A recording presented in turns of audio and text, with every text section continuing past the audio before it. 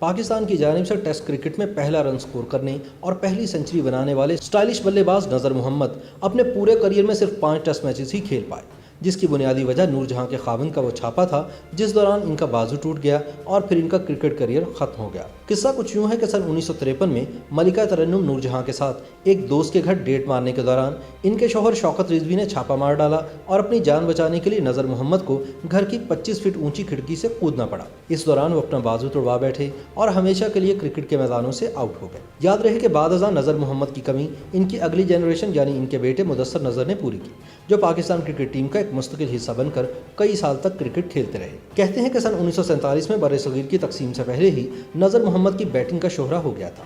نذر محمد کا شمار ان سٹائلش بلے بازوں میں ہوتا تھا جو بالرز کو بالکل خاطر میں نہیں لاتے تھے اور ہمیشہ اپنے نیچرل انداز میں کھیلتے تھے۔ سن 1952 میں پاکستان کرکٹ ٹیم کو ٹیسٹ سٹیٹس ملا تو امید تھی کہ اسے نذر محمد کے تجربے اور صلاحیت سے بہت فائدہ ہوگا۔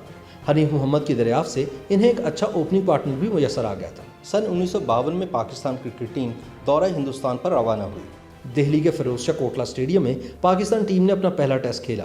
اپنے ملک کی طرف سے نذر محمد نے پہلی گیند کھیلی، پہلا رن بنایا، لیکن میچ پاکستان ہار گیا۔ پھر لکھنؤ میں ہونے والا دوسرا میچ پاکستان ایک اننگ سے جیت گیا اور یوں ٹیسٹ کرکٹ میں اپنی پہلی کامیابی حاصل کی۔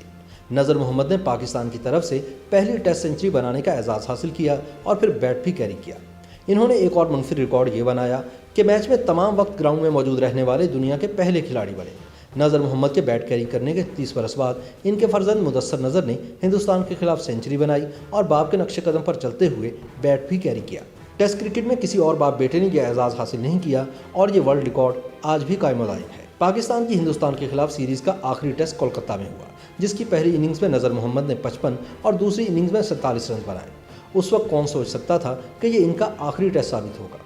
اس وقت یہی نظر آ رہا تھا کہ ٹیم کو ایک لمبا عرصہ ان کا ساتھ میسر رہے گا، لیکن ایک عجیب حادثے نے ان کا سفر کھوٹا کر دیا اور وہ صرف 5 ٹیسٹ میچوں میں ہی پاکستان کی نمائندگی کر کے کرکٹ کو خیر بات کہہ گئے۔ کرکٹ کے نامور مبصر اور لکھاری ڈاکٹر نعمان نیاز نے اپنی کتاب دی فلکچویٹنگ فارچونز میں لکھا ہے کہ نذر محمد کے ساتھ حادثہ پیش نہ آتا تو وہ 10 سال مزید پاکستان کے لیے کھیل سکتے تھے۔ نذر محمد کے ساتھ جو حادثہ ہوا اس کا تعلق کرکٹ سے نہیں بلکہ عشق کے میدان سے تھا، اور وہ کوئی عام عورت نہ تھی کہ جس پر نذر محمد مر مٹے تھے، بلکہ وہ اپنے وقت کی کامیاب ترین اداکارہ اور گلوکارہ ملکہ ترنم نور جہاں تھی۔ کہتے ہیں کہ اس مار کا عشق میں دونوں طرف تھی آگ برابر لگی ہوئی۔ کرکٹ میں نذر محمد کے کمالات اپنی جگہ، لیکن ان کی اپنی آواز بھی کم سریلی نہیں تھی۔ دورہ ہندوستان میں انہوں نے ایک محفل میں آواز کا جادو جگایا تو معروف گلوکار طلعت محمود نے بھی ان کی گائیکی کو سراہا۔ کہا جاتا ہے کہ نور جہاں کی ان کی طرف کھینچے جانے کی ایک وجہ ان کی سریلی آواز بھی تھی۔ ممتاز موسیقار فیروز نظامی ان کے بھائی تھے، اس لیے فلم نگری کی فضا ان کے لیے اجنبی نہ تھی۔ خوبرو نوجوانوں سے دوستی کی شوقین نور جہاں کے ساتھ نذر محمد کے مراسم شاہ نور اسٹوڈیو میں پنجابی فلم چنوے کی فلم بندی کے دوران استوار ہوئے، جہاں ان کا آنا جانا رہتا۔ یہ فلم نور جہاں کے شوہر شوکت حسین رضوی بنا رہے تھے۔ یہ سن 1953 کا سال تھا۔ اس فلم کے مکمل ہونے کے بعد بھی دونوں پیار کی پینگیں بڑھاتے رہے۔ اسی دوران لاہور میں سیاسی صورتحال کی وجہ سے ہنگامے شروع ہو گئے۔ حالات اتنے بے قابو ہوئے کہ مارشل لا لگانا پڑا۔ شہر میں کرفیو بھی لگ گیا۔ نور جہاں نے اپنے تعلقات استعمال کرتے ہوئے دوران کرفیو نقل و حرکت کے لیے خصوصی اجازت نامہ حاصل کر لیا، اور دوسری طرف نذر محمد بھی کرکٹ سیلیبریٹی تھے، اس لیے انہیں بھی کوئی روکنے والا نہیں تھا۔ عشق کی آگ میں جلنے والے یہ دونوں پریمی کرفیو کی رکاوٹوں کو توڑتے ہوئے اسلامیہ پارک میں واقع ایک دوست کے گھر ملاپ کے لیے اکٹھے ہو گئے۔ اس ملاپ کی سنگن شوکت حسین رضوی کو بھی تھی۔ اپنے ذرائع سے یہ بات کنفرم کر لینے کے بعد انہوں نے اپنی بیوی کے عاشق پر فیصلہ کن وار کرنے کا فیصلہ کیا۔ ممتاز صحافی علی سفیان آفاقی مرحوم اپنی کتاب فلمی الف لیلا میں اس معاشقے کی تصدیق کرتے ہوئے لکھتے ہیں کہ ایک روز میڈم نور جہاں نذر محمد سے ملاقات کے لیے گئی ہوئی تھی کہ کسی کھوجی نے شوکت رضوی کو خبر دے دی۔ شوکت رضوی آگ بگولا ہو کر مخبر کے ہمراہ وہاں پہنچ گئے۔ دیکھا تو میڈم نور جہاں وہاں موجود تھیں، مگر نذر محمد کا نام و نشان تک نہ تھا۔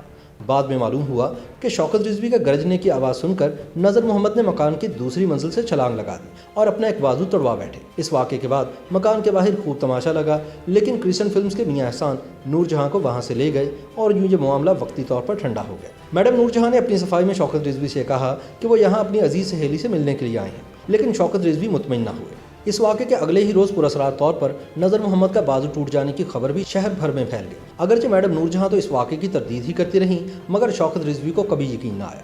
وہ غصے میں پیچ و تاب کھاتے ہوئے واپس لوٹ گئے اور سب کو بتایا کہ اب وہ نور جہاں کی صورت تک دیکھنا نہیں چاہتے۔ اسی معاشقے کی وجہ سے کچھ عرصے بعد دونوں میں علیحدگی ہو گئی۔ شوکت حسین رضوی نے بعد ازاں اپنے ایک انٹرویو میں خود بھی بتایا تھا کہ انہوں نے اپنی محبوب بیوی نور جہاں کے ساتھ اس کے عاشق نذر محمد کو رنگے ہاتھوں پکڑا۔